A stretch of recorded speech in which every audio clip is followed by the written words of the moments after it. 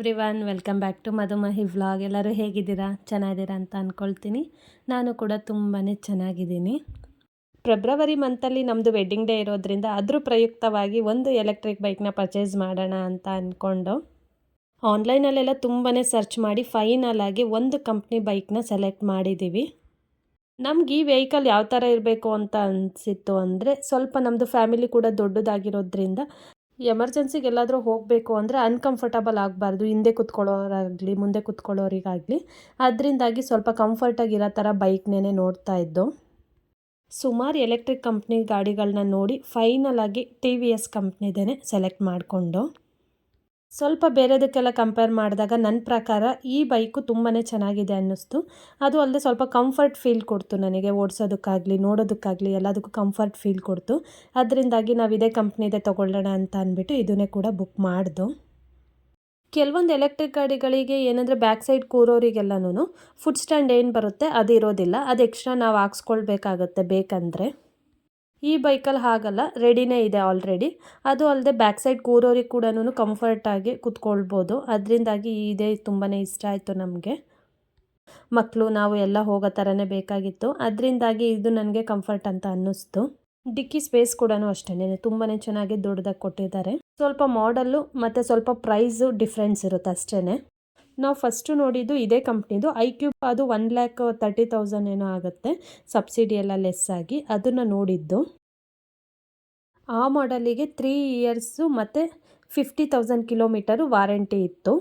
ಈ ಮಾಡಲಿಗೆ 5 years 70 kilometre warranty ಇದೆ. ಅದರಿಂದಾಗಿ ನಾವು ಸ್ವಲ್ಪ 2 ಇಯರ್ ಎಕ್ಸ್ಚೇಂಜಿಂಗ್ ವಾರಂಟಿ ಸಿಗುತ್ತಲ್ಲ ಅಂತ ಅಂದ್ಬಿಟ್ಟು ಈ ಬೈಕ್ನೇ ಫೈನಲ್ ಮಾಡ್ದು.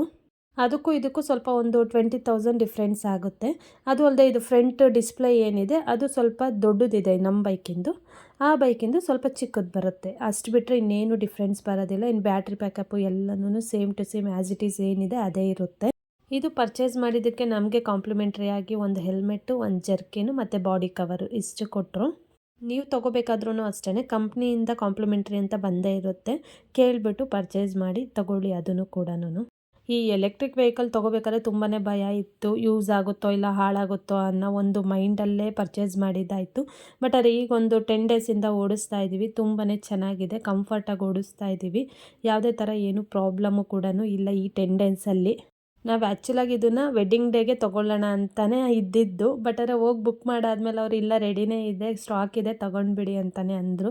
ಸರಿ ಗುರುವಾರನೇ ಇದ್ದಿದ್ದರಿಂದ ಅವತ್ತು ಸರಿ ಅಂದ್ಬಿಟ್ಟು ಗುರುವಾರ ಒಳ್ಳೆ ದಿವಸ ಅಲ್ವಾ ಅಂತ ಅಂದ್ಬಿಟ್ಟು ಅವತ್ತೇ ತೊಗೊಂಡು ಸಾಯಿಬಾಬಾ ದೇವಸ್ಥಾನಕ್ಕೆ ಹೋಗಿ ಪೂಜೆ ಕೂಡ ಮುಗಿಸ್ಕೊಂಡು, ನಮಗೆ ಓವರಾಲ್ ಆಗಿ ಈ ಬೈಕಿಗೆ 1,60,000 ರೂಪಾಯಿ ಆಯಿತು. ಎಕ್ಸ್ಟ್ರಾ 5,000 ರುಪೀಸ್ ನಮಗೆ ಇದು ಎಕ್ಸ್ಟ್ರಾ ಫಿಟ್ಟಿಂಗ್ಸ್ಗಳೇನಿದೆ ಅದು ಮಾಡಿಸ್ಕೊಂಡು, ಅದರಿಂದಾಗಿ ಎಕ್ಸ್ಟ್ರಾ 5,000 ಆಯಿತು. ಟೋಟಲಾಗಿ 1,65,000 ಈ ಬೈಕಿಗೆ ಬಿತ್ತು ನಮಗೆ.